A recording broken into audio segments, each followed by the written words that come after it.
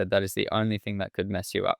So it was like this huge like red flag in my experience. So, like I never drank, never smoked, never did nothing like until like I experimented a little bit in college, like in university, but like all through those formative years, like I was miles away from any of that. Like I remember like being 13 or 14 and I was walking home with a group of kids from school and one of them pulled out a cigarette and started smoking. And I ran into my house. Like when we passed my house, I ran into my house and broke down crying.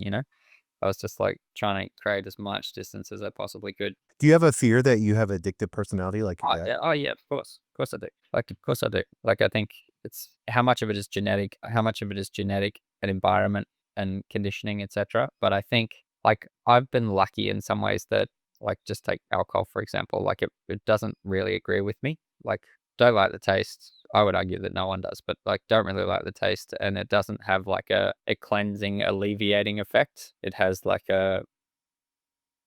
a shitty effect. So, same with smoking. Like I've never and it's been a good thing, but like I've never really found anything where I'm like, "Oh, wow, that was just," like I sort of even Right. like with alcohol, I think about like how one feels the next day. I'm just like, that is not worth it.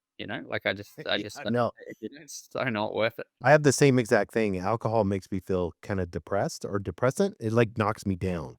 It Yeah, doesn't yeah. build me up. Even in the moment, I don't feel very good, and then I just get a headache. So it's kinda and then weed makes me paranoid, so I don't like any of that stuff. So and I've never done any other drugs or nothing because I don't want to, I'm fearful.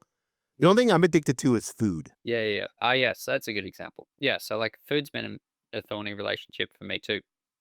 Um I think in a lot of ways, like, I have an emotional attachment to fast food in that way because when my dad and I had a little bit more money, that was like the first thing we would go and have Mhm. together. Sad as that may be, but that's the truth.